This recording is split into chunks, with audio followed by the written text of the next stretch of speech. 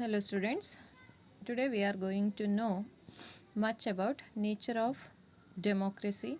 Next to that, changes those have taken place in the field of a political process and steps those have been taken to establish social justice and equality. So from this point of view, we are going to know much about democracy at the beginning. Political maturity. Democracy doesn't merely imply a representative structure. The essence of democracy system is integrate the principles of a democracy in actual practice. Once this is done, democracy becomes an integral part of the political life of the society. So generally, if we ask what is democracy, we are easily getting the definition of Abraham Lincoln, the President of America. What he said, democracy is nothing but government of the people, by the people and for the people. So in this manner he said, where people are supreme, that means governments are going to be get formed by people participation. So as a result, in democracy we are failing to get to see direct participation of the people. Instead, indirect participation is to be seen due to the very large population right now. So that here we say democracy is nothing but works in a representative form. But here democracy will not survive only this is going to be a representative format. Instead, their reality should be there. That means people must take active participation in political life, then only democracy will survive to a greater extent. So, as a result, it has been said saying that people's participation should be much active, so that for this political maturity should be present among the population. Accordingly, the Indian people have direct representation in the parliament, state legislature and local government. Holding free and fair elections at regular intervals is an important indicator of India's successful democracy.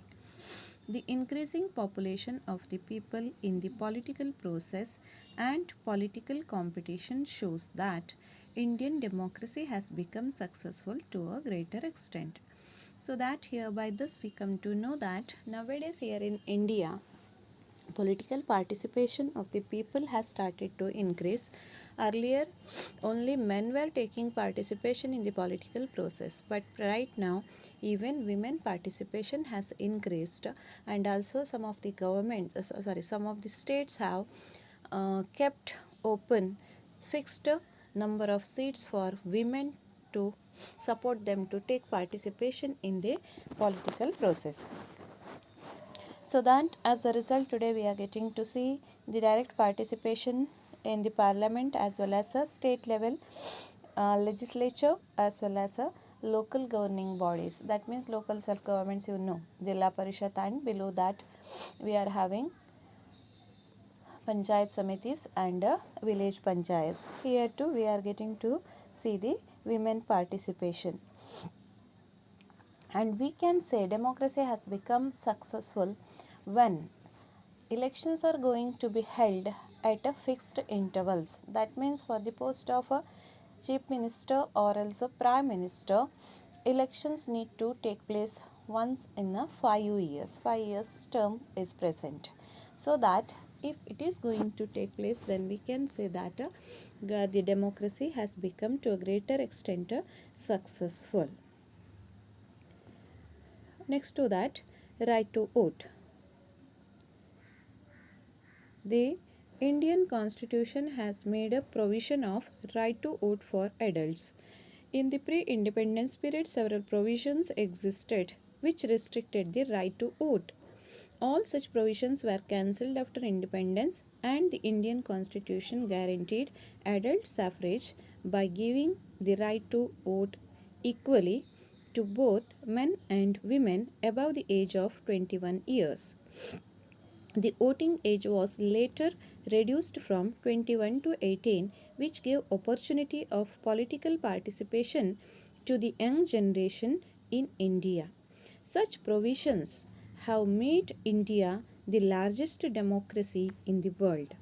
India has the largest number of voters compared to any other democratic nation. This change is not only quantitative but also qualitative, as new political parties are emerging with the active support of young voters. These parties represent various expectations of people and compete in the political sphere. So that now, with regard to that of democracy, here all have got equal rights of voting, which has been said as a adult suffrage. Earlier, the voting right was given to that of 21 years aged citizens of India. But later, as India moved towards literacy, the age was got reduced from 21 to that of 18 without having any kind of differentiation based upon gender. As a result, today here in India, we see a very large population has gained an opportunity to cast their vote and to make democracy much more stronger. And in the world, India has remained such country which had very large voting population. As a result, Indian democracy has been got considered as a largest democracy in the world.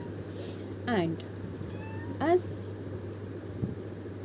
voting age limit has been got reduced from 21 to that of 18 years, its result is to be seen of a higher participation with competence and establishment of new political parties too.